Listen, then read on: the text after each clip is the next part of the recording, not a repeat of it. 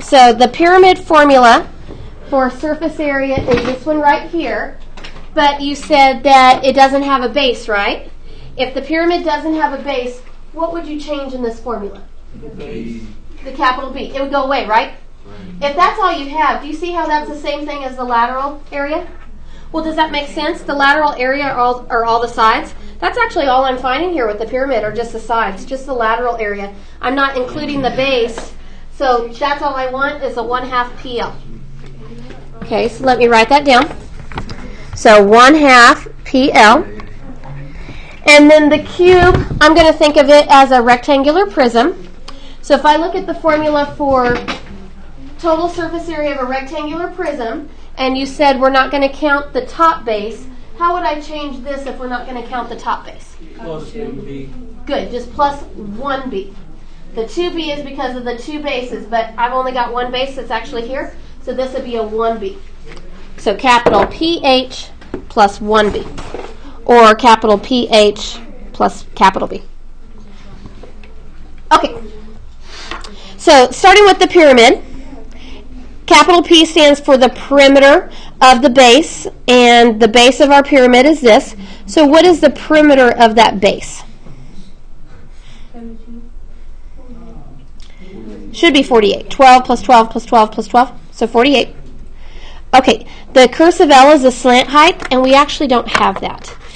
This right here would be the slant height, because the slant height is actually the height of a lateral face. So we don't know the slant height, so I'm going to call that X. I do know that that guy right there is a 10, and do you know what this one is here? 6. It's a 6. Because this is a cube and that whole length is a 12, this will be half of that, so that'll be a 6. Does anybody know the answer to the slant height without me actually doing Pythagorean theorem? It's 8. This is a 6, 8, 10 triangle, but if I had to use Pythagorean theorem, then I could do that. So 8 is my slant height. Okay, go ahead and just give me an answer for that part right there. 192. 192. Okay, so now let's work on the cube that only has one base. So I'm going to come over here, and first it wants capital P, and capital P is the perimeter of the base of the cube. So what's the perimeter of the base of the cube? 48. And then H is the height of the cube, and what's the height of the cube?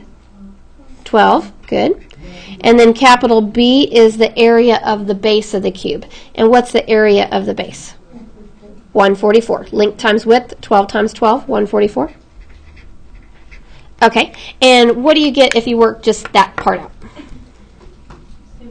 720.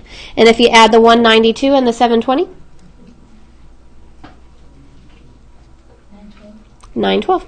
And that would be millimeters squared, and that would be our total surface area of that shape that's there. Okay. All right, let's go ahead and go to page 11. I want to do one more with you. Okay, so let's go to number 11 and let's look at number 2. And number 2, we have a cone and we have a cylinder. And so it looks like this, but it doesn't have to look like this. We can pretend it's upright. So if this is how it is, number 2, what surfaces would I not have? The cone. The top base of the cylinder and the bottom base of the cone. Okay, so let's write that down. So for the surface area of the cylinder, I'm just going to have one base. So the cylinder just has one base that's going to get counted. And then when I go to find the surface area of the cone has no base at all.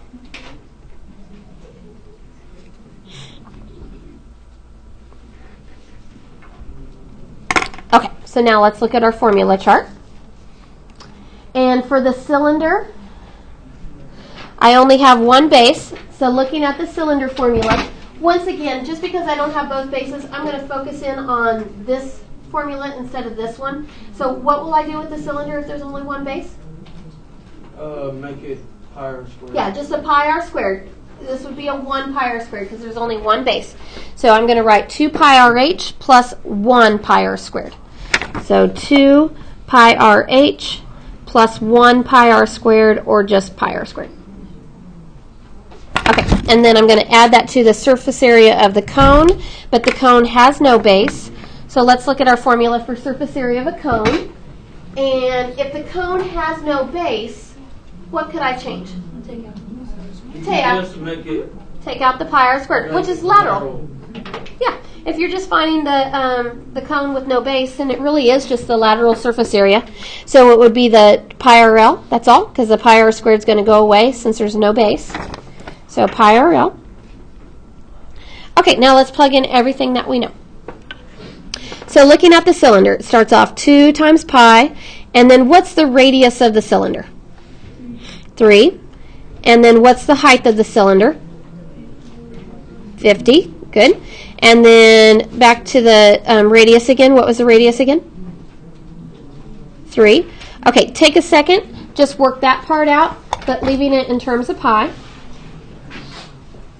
What do you get if you work that whole stretch out, but leaving it in terms of pi?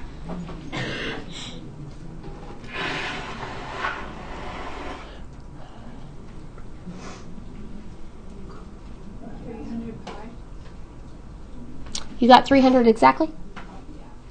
I think something happened.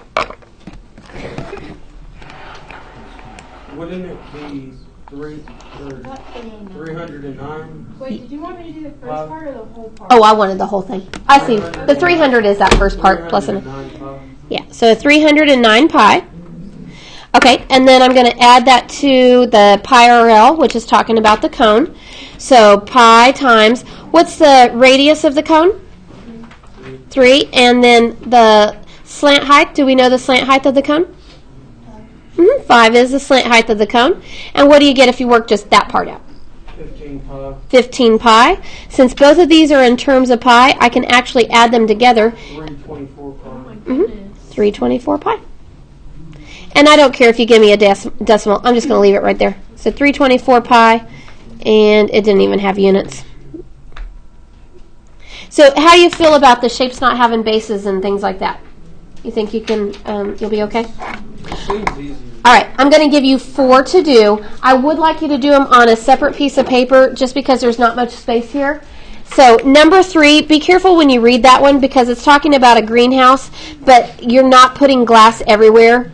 It tells you right here that those bottom, front, and back are not glass. So number 3, you may not want to just use one generic formula. You may want to just look at what shapes you have there and then work with it from there. And then I'm going to have you do 4, 5, and 6. So just those 4 problems.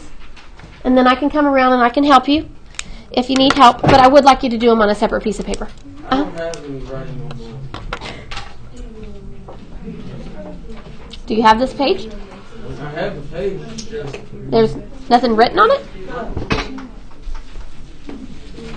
So what number did you say? 3, 4, 5, and 6.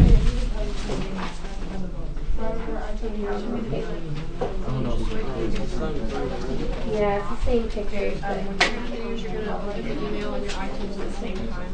And you're going to drag.